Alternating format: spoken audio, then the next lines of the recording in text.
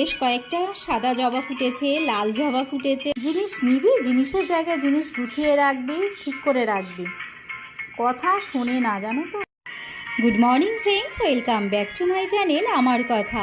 আজ অনেক দিন পর নতুন আরেকটা ব্লগ নিয়ে আমি চলে এসেছি। আর আজকে তো বৃহস্পতিবার, 23শে মে, আজকে বুদ্ধ পূর্ণিমা। এই বুদ্ধ পূর্ণিমাতে টুয়ার তো অফিস ছুটি, কিন্তু অফিস ছুটি হলে কি হবে, ওই যে ইলেকশন ডিউটি রয়েছে, তো তার আজকে লাস্ট ট্রেনিং। তো সকাল ওই 9টা নাগাদ ও একটু সেদ্ধ ভাত খেয়ে বেরিয়ে গেছে, বললো ওই 1:30 পৌনে 2টার মধ্যে বাড়িতে ফিরে যাবে, তো তখন এসে লাঞ্চ করবে।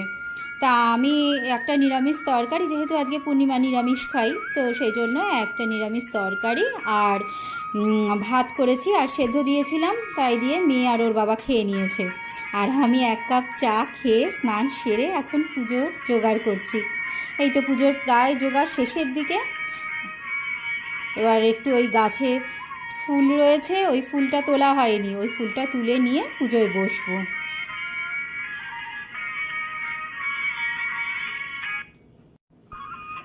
আজকে গাছ ভর্তি হয়ে ফুল হয়েছে, জানো তো।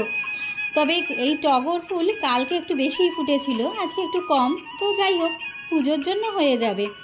আর বেশ কয়েকটা সাদা জবা ফুটেছে, লাল জবা ফুটেছে, আর এটা চন্দন জবা, আর এই টগর আর একটু গাঁদা ফুল আনাই রয়েছে। তো তাই দিয়ে চলো এবার পুজো বসি।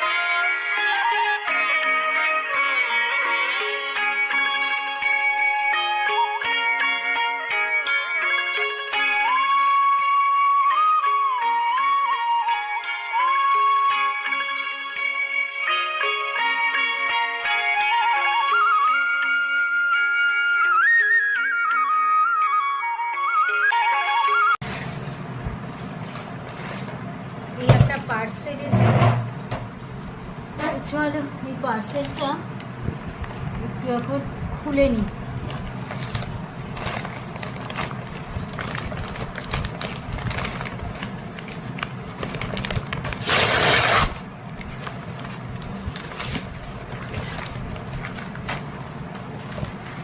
চপারের অর্ডার দিয়েছিলাম,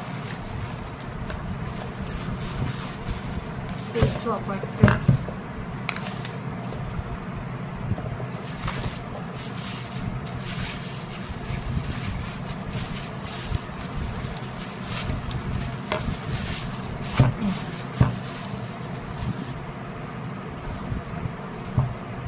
শাক কোচাবো।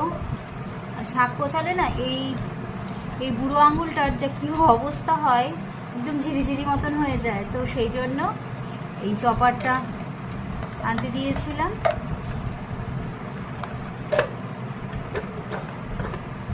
এর আগে যে চপারটা ছিল, চপারগুলো এমনিতেই ভালো, খুব সুন্দর শাক বা সবজিগুলো কোচানো যায়, কিন্তু এই যে এই দড়িটা না প্রচণ্ডভাবে ছিঁড়ে যায়, কিছুদিন পরেই এই দড়িটা ছিঁড়ে যায়, এটাই যা প্রবলেম। তো যাই হোক, এই চপারটা এনেছি তো এই শাকের জন্য, বিশেষত শাকের জন্য, এছাড়া আমার সেভাবে খুব একটা দরকার হয় না চপারের, সবজি এমনিতেই হাতে কুটে নেওয়া যায়।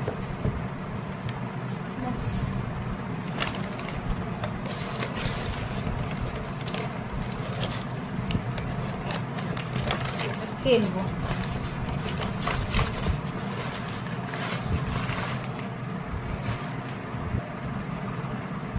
আজকে সকালে তো টিফিন সেভাবে কিছু করিনি, মানে পুজো দিতে চলে গিয়েছিলাম, আর পুজো দিয়ে এসে পুজোর প্রসাদ নিয়েছি, ব্যাস হয়ে গেছে। তো আর আটাও মাখা ছিল না, জানো তো। তো এই এখন ওই সন্ধেবেলায় 7:30টার মতন বাজে, আজকে দুপুরবেলায় বেশ কিছুক্ষণ ঘুমিয়েছি। আর এই তারপরে মেয়ে 7টা নাগাদ পড়তে গেছে, 7টা না ওই 7:15 নাগাদ পড়তে গেছে, ওর 7টা থেকে পড়া। তো এখন আমি ওই আটা মেখে আমার আর ওর বাবার জন্য কয়েকটা রুটি করে নিই, ওই 5টার মতন করব, আমার 2টো আর ওর বাবা 3টে, এই 5টা রুটি করব আর বাকি আটাটুকু মেখে কালকের জন্য রেখে দেবো। এই আটা মাখাটা এত বিরক্তিকর না, আটা মাখা থাকলে মনে হয় যেন বাহ ঠিক আছে, কাজ অনেকটা হালকা। তো চলে এইটুকু আটা রেখে দিই কালকের জন্য। এবার ঝট করে রুটিটা করে নিই। ব্যাস রুটি করা হয়ে গেছে।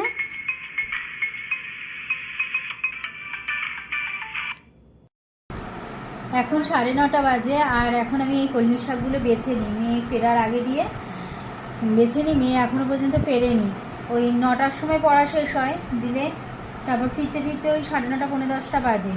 তো আজকে পূর্ণিমা পুজো ছিল বলে আর এই কলমি শাকে আমরা একটু রসুন দিয়ে রান্না করি। তো পূর্ণিমাতে আমরা নিরামিষ খাই সবাই, তো সেই জন্য আজকে আর কলমি শাকগুলো রান্না করিনি, কালকে এনেছিলাম, আজকে বেছে রাখি দিয়ে কালকে রান্না করব। চলো, মেয়ে আসতে বোধহয় এখনও আরও মিনিট 5-7 দেরি আছে, হবে না এত তাড়াতাড়ি বাছা, কিন্তু তাও তাড়াতাড়ি করে একটু বাছার চেষ্টা করি, কারণ মেয়ে আসলে পরে না ও খেতে দিতে হবে, সে অনেকক্ষণ আগে বেরিয়েছে তো খিদেও পেয়ে গেছে। দেখি কতটুকু বাছা যায়।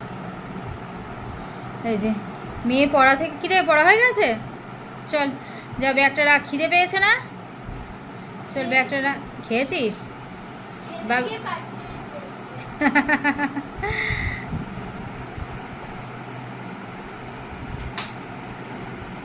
এই চপারে না এত সুন্দর শাক কোচানো হয়, বলছিলাম না ওই চপারটা যখন খুলছিলাম যে এত ভালো শাক কোচানো হয়, শাক কোচানোর জন্যই চপারটা মেনলি কেনা।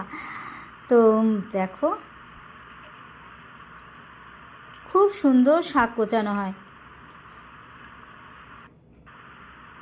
আমার শাকটা কোচানোও হয়ে গেছে, এবার এটাকে ওই প্যাকেট করে রেখে দেবো, দিয়ে কালকে রান্না করব।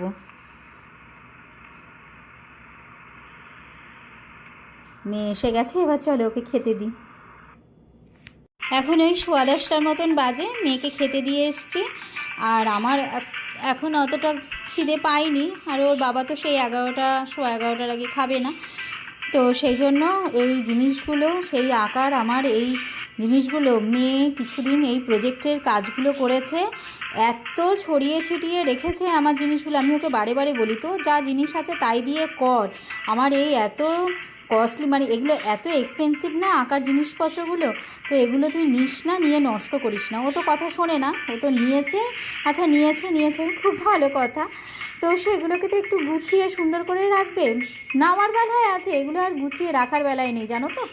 তো এইগুলো এখন আমি এই বক্সগুলো বার করলাম, তো দেখি কোন কোন কালারগুলো একেবারে শুকিয়ে গেছে, তো সেগুলোকে ফেলবো, আর বাকি যেগুলো আছে ওগুলোকে ঠিক করে গুছিয়ে রাখি। আর এর মধ্যে একদিন গড়িয়াহাট গেছিলাম, তো বলেছিলাম তোমাদের হয়তো, তো সেখান থেকে ওই আঁকার কয়েকটা কালারও নিয়ে এসেছি, কয়েকটা ব্রাশ এনেছি, তো ক্লে এনেছি। তো এইগুলো এই এখন আস্তে আস্তে এইসব কাজগুলো আবার শুরু করব, তো এগুলো আগে একটু গুছিয়ে রাখি, নয়তো এই বক্সগুলোর যা অবস্থা করেছে না, কি আর কিচ্ছু বলার নেই। ওকে অনেকবার বলেছি জিনিস নিবি, জিনিসের জায়গায় জিনিস গুছিয়ে রাখবি, ঠিক করে রাখবি, কথা শোনে না জানো তো, একেবারে কথা শোনে না।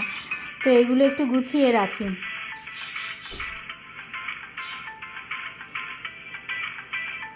এগুলো সব ফেব্রিক কালার, এই দুটো বক্স ভর্তি ফেব্রিক কালার, আর আরেকটাতে রয়েছে ওই মিডিয়ামগুলো রয়েছে, এইগুলো রয়েছে, আর এইগুলো হচ্ছে গিয়ে অয়েল পেন্টিংয়ের যে কালারগুলো সেইগুলো, আর এগুলো গ্লাস পেন্টিংয়ের কালার, যতগুলো হয় আর কি এগুলো এই বক্সটার মধ্যে রাখি, আর বাকিগুলো না হয় আরেকটা বক্সের মধ্যে রাখবো।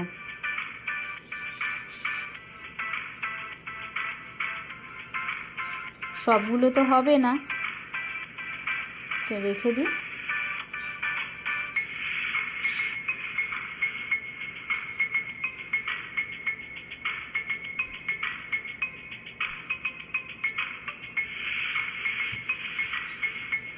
এগুলো পোস্টার কালার, এগুলো গুছিয়ে রাখি। এবার এই ব্রাশগুলো এনেছিলাম, এই ব্রাশগুলো আগে রেখে নিই।